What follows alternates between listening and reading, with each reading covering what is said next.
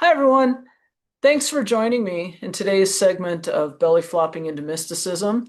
My name is Penny Colpin, and in this segment, I want to talk about Abraham Maslow's hierarchy of needs and how that relates not just to the individual, but to how it relates or could be used as a tool for society in general.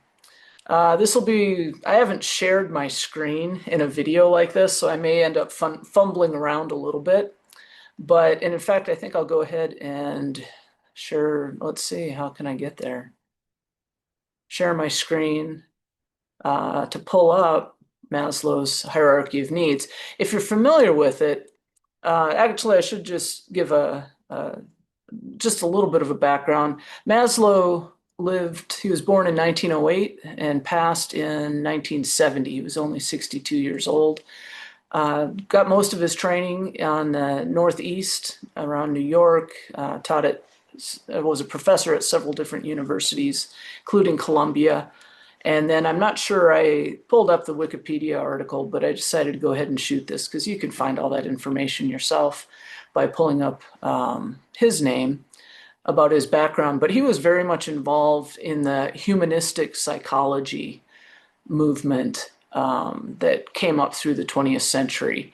One of the quotes from the Wikipedia article mentioned that, well, Freud has brought in all of the kind of negative and illness part of humanity, and now we need to focus on more of the potential, the positive part of it. And yeah, earlier this year, I was down in Billings, Montana, visiting, and I was out to where we have a memorial bench along the Yellowstone River for my dad. And I ended up chatting with a woman and mentioned Maslow's hierarchy of needs. And she pointed out that initially he didn't have this lower level here, which I thought was interesting because he had spent several weeks with the Blackfeet Nation up in Alberta. And that culture, that was so pervasive in their culture that he didn't recognize it initially as a separate need. So before I get too much ahead of myself, I just want to give a brief summary here. I mean, obviously, you're looking at the pyramid, probably reading ahead what's on the screen, but it is in kind of a hierarchical order. It's intended to be something that you need to meet the base levels, and then you can add on, and then you can add on. So the bottom layer is the physiological needs. This goes to just the most basic needs of air, water, food, shelter, basically protection, clothing, you need sleep, just the most fundamental basics of a human being in order to survive. Obviously, we all need air, we all need some kind of water, food, just for the basic survival. Then above that is the needs for personal security, safety needs.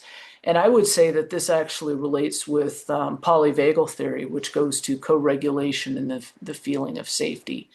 But this is where living in an environment where there's no violence, no crime, no war, obviously those kinds of things would affect a person's personal development.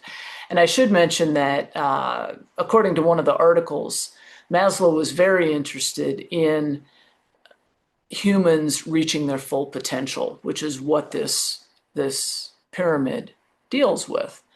So then with the safety needs being met, there's the love and belonging. That's more the social needs of a person, which kind of flies in the face of much of this rugged individual stuff in the focus there, that we thrive in community.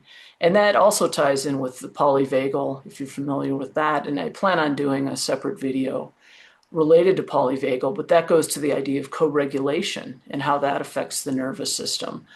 It ties in with, of course, as mentioned on the right here, family, friendships, the relationship to romantic interests and relationships, group membership, feeling a part of something bigger. Then beyond that, social part has to do with a recognition or self-esteem from that social group, the confidence and respect from others, your reputation, receiving an attaboy, hey, thanks for your help, that part of it. And then finally, and actually I shouldn't say finally, let me back up. The next, the apex of the pyramid is this, what gets called self-actualization, which for Maslow had to do with reaching that full creative human potential and fulfilling that.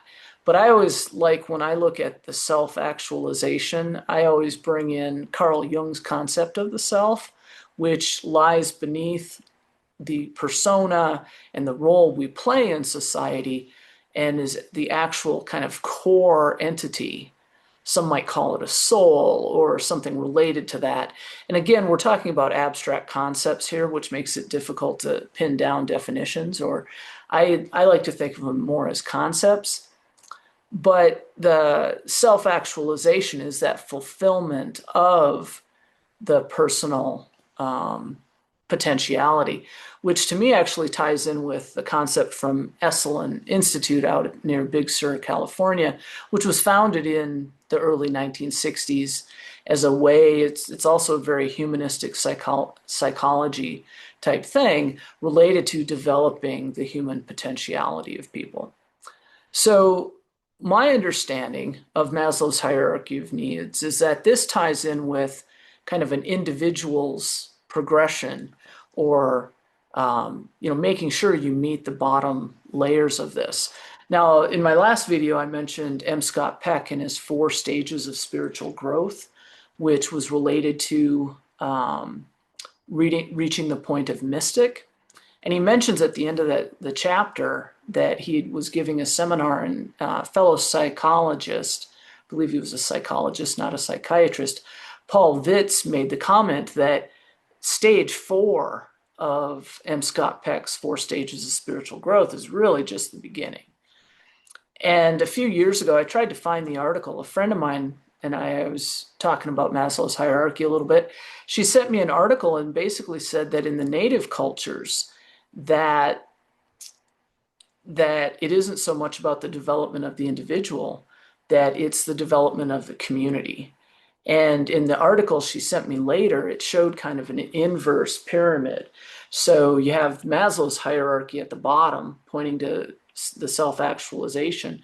But then from there, there's growth of how the community grows, which I found interesting. And in one of the articles I found, there was mention of, and I don't think I have oh, nope, I don't have the image, but it basically mentioned community actualization as something beyond just the self-actualization. And that, again, goes to the culture of at least some of the Native American groups. So when I look at this, though, with Maslow's hierarchy of needs, I wonder how that applies to a culture in and of itself. I look at the population in America today is, I think, around 340 million. 345 million, I'm not sure, which is a huge number, right? I mean, I just added 5 million out of nowhere, but it's this huge, massive number. And so how do these concepts apply to our culture, and how does that affect the culture we live in? I mean, the more I look at things, somewhere in here, we got to start talking about what is healthy culture, what is a healthy system. I relate it to the idea of the metaphor that had been used, I think it's fading out now, about how when someone's in mental distress, the common metaphor is that, oh, these are illnesses like diabetes, which of course came from the pharmaceutical industry, so that you have the idea that you need to take chemical additives for the rest of your life, which doesn't turn out to be the case in at least a significant percentage of cases. There's other metaphors that could be used. And one that I use frequently, just as I chat with people, if I'm having a soda or something, I'll get to chatting with the person next to me. And when they ask me what I do, I'm kind of like, well, my prime goal is to help bring about change to the mental health system, to how it diagnoses the individual without adequately considering other factors. That's related to statistical modeling, and I've touched on that when I've harped on the disastrous biomedical model. But the metaphor I use is that if you have an exotic fish tank, this big, huge fish tank with several expensive fish in it, and one of them starts acting a little either sluggish or maybe aggressive or some indication that the behavior has changed. Um, sure, you might take the or might have a vet come out to take a look at it, but I'd be willing to bet, and I'm not a betting person, that one of the first things you'll be told to do is to check the water in the tank. Has something changed in that environment? Has something changed that is affecting that living organism related to what it is surrounded by? So for me, are we even in a healthy society? I don't know. I think a number of people could argue no, that we put money over people and we act like these human-made systems don't injure anybody. That's the message I got when I went through the breakdown in 98. And I think you can tell that I totally and vehemently disagree with that. and for me personally, I always love it when the conversation turns towards money because my name's Penny after all. But I'm bummed. I need a rim shot. Um, but what reflects a healthy culture? What reflects a healthy society? And this is where the Blackfeet apparently focused on the whole group, not just each individual, and this growth through these stages that Maslow developed after spending time with that community. So you could build at least metrics around this type of model. What percentage of the population is meeting their physiological needs, but not their safety needs? So what percentage of a society are at these different stages? And I get it, people move from one to the other based on personal experiences, but I'm thinking of, I think it's Bernie Sanders in the last few months has spoken about how I've heard the statistic anywhere between 50 and 55% of Americans are living paycheck to paycheck. Well, now it's one thing if you're making enough money and you just can't handle money that you're not financially secure. But what percentage are actually working one, two, three jobs that are not making enough money to meet their basic physiological needs and living under constant stress of what is it, one paycheck away from an emergency or a disaster, that a number of people don't have enough financial security, which would tie into the safety needs. And so if half a population is struggling at these lower levels, what's being done to help increase the population to 80, 90, 95% of the population not having to worry about them? I mean, that doesn't mean they're not concerning, but don't have to be under that stress all the time and can move on to this love and belonging, that sense of community that so many people in the American culture today don't talk about. We talk about how we don't have a sense of community. And community can exist online. I'm sharing a YouTube video, right? So you can build community in any number of ways. But again, what percentage of Americans don't feel a sense of community or feel ostracized or as an outlier or, don't have that sense? And maybe that's what we as a culture should figure out how to promote. So it's just something I think about when I think of Maslow's hierarchy of needs is let's apply the concepts not just to an individual, but how do the percentage of a larger group, what stages are they at? And how do we help create at least, meeting these bottom two and even three levels um, of the hierarchy. I mean, I'm a statistician. I have a master's degree in statistics. And so I'm like, what are the metrics that we use to evaluate our society? I mean, the Dow Jones is one. Well, if half the, what is it, 50% of Americans are not in, don't have investments in the stock market, well, is that really measuring what the overall state of affairs? Or is that just a measure of, hey, well, the wealthier people are doing well, and therefore we expect that to trickle down so that everybody is doing well? I'm not convinced that's a useful metric for the overall population. You have the unemployment, right? But what are the measures of underemployment?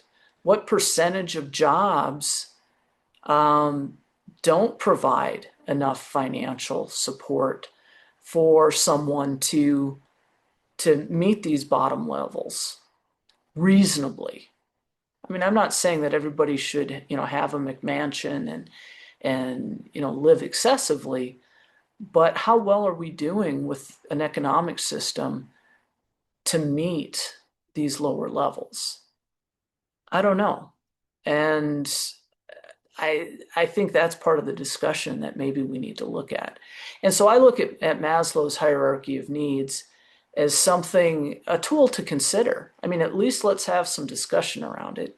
And in the meantime, I will, because like I say, I chat with strangers all the time and I throw it into the conversation. So, um, yeah, there's probably a couple other things I meant to chat about, but I just wanted to throw that out there because, oh, actually, there was a time, I think it was a few years ago, someone shared something and they had added a couple layers below the physiological needs. One was batteries and the other was Wi-Fi, right? Which is, of course, a joke.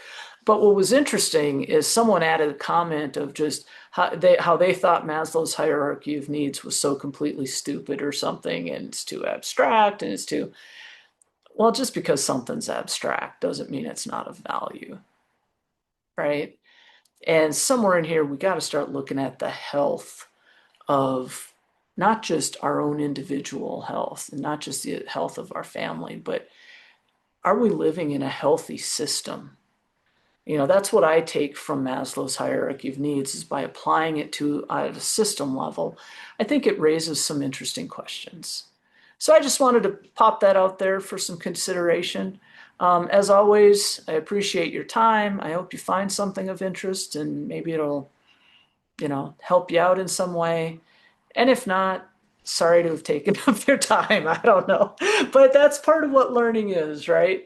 So I hope you have a great day. And as always, oh, and one other thing I always forget to say, if you like what I'm doing, please feel free to share. Um, encourage others to subscribe. I do need to, try and build up an audience maybe.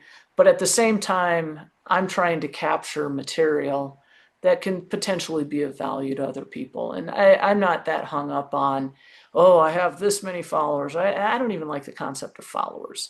But in order for people to agree to be interviewed, building up some of those numbers isn't a bad thing. So yeah, but we'll keep plugging along. And in the meantime, I hope you have a great day. Take care.